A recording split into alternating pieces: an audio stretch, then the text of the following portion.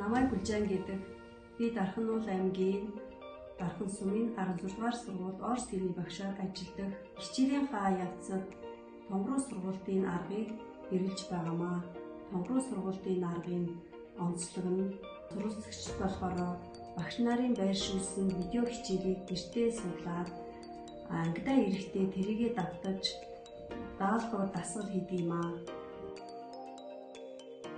Хичээлийг ойлгох хүүхдүүд байх юм бол асуултаа бэлтгэж ирс багшаасаа асуудаг.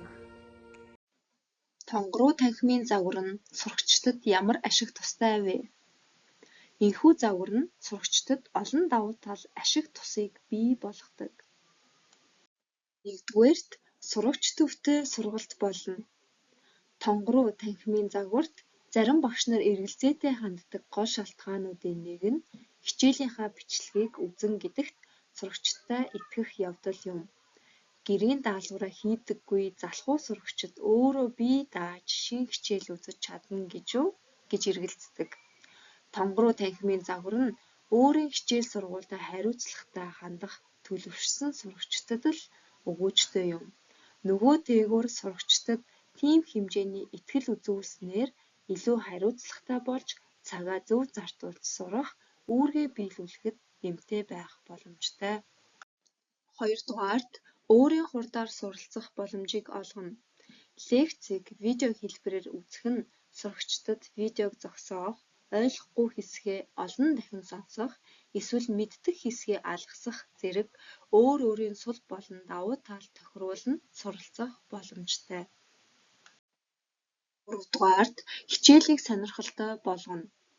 Энэ загварыг сайн ашиглаж чадах юм бол хичээлийг сонирхолтой болгож сурагчдыг уйдахаас сэргийлэх боломжтой.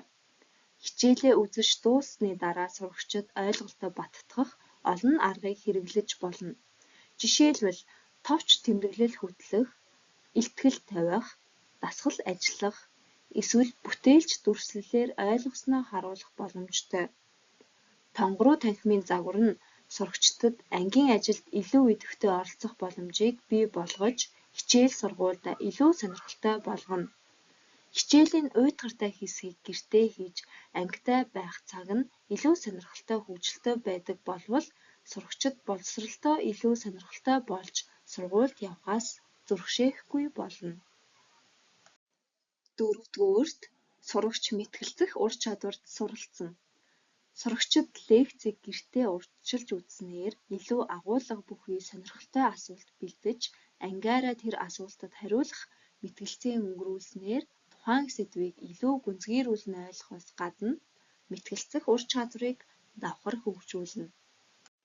5-дугаарт сурагч болон эцэг эхчүүд хариуцлага ухамсарлана. Энэ загвар нь суралцах үйл явцад сурагчдын хариуцлагыг нэмэгдүүлэхээс гадна гэр бүлийн оролцоогч дэмжинэ. Шинэ сэдвээ гэртээ сурж байгаа тул эцэг эхчүүд өмнөх шигээ өнөөдөр юу сурав гэж асуух биш, өдөр тутам хүүхдээ юу сурж байгааг харж явцыг нь хянах боломжтой болох юм. Нэг хуучин сургуулиасаа өөр аргаар хичээл заадаг. Өмнөх сургууль дээрээ багш нар зөвхөн самбар дээр хичээл заадаг учраас үүсгэртэй байдаг байсан. Одоо цахимаар хичээлээ удирчлах нь бидэнд хөгжилтэй бас сонирхолтой санагддаг. Гэртээ үссэн хичээлээ баттгахын тулд багш бидэнд даалгавар өгдөг. Хичээлийн урилгаагүй сурагчдад туслахад надад таатай санагддаг.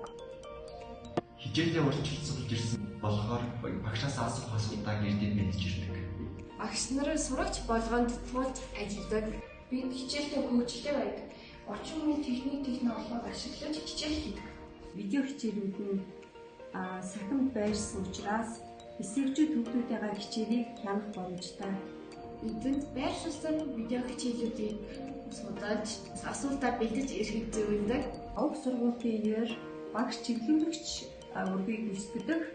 Хүүхдүүд болохоор өөрсдөө хичээлээ багаараа ажиллаж нэг нэгэндээ мэдэхгүй байгаа юмыг зааж өгч тусдаг юм аа.